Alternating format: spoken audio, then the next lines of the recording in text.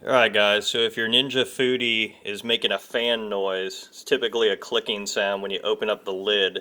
I've discovered my fan blade was loose from the factory. It's pretty simple to fix. So this grate is normally held on by 4 Torx screws. So you'll want to pull those screws and remove it.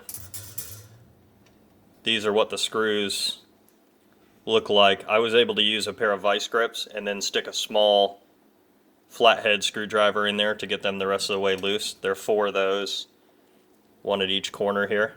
You want to loosen those up.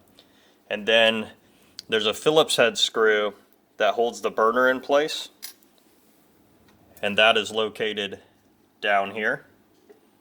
You'll want to remove that, and that gets you a little bit of play on the burner so that you can move it around and actually get to the nut. Now the trick to the nut is it's actually a reverse thread nut.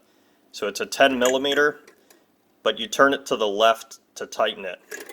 So take a socket wrench and put it so that you can, basically as if you would loosen a screw. And I just held the fan blade with my fingers off to the side and then was able to tighten the screw, moving it in the counterclockwise direction, or excuse me, the nut. I got a couple turns out of mine, and mine's only a few weeks old. That tightened the fan blade right up, and now it no longer makes the clicking noise. And then just reassemble using the reverse process. So hopefully that fixes it for you. It also allows you to clean it while you have it apart, as that top grate, this piece can get pretty nasty after a little bit of use. Do it at your own risk. Obviously it probably voids the warranty taking it apart, and always make sure it's unplugged before you stick your hands in anywhere and start taking this apart.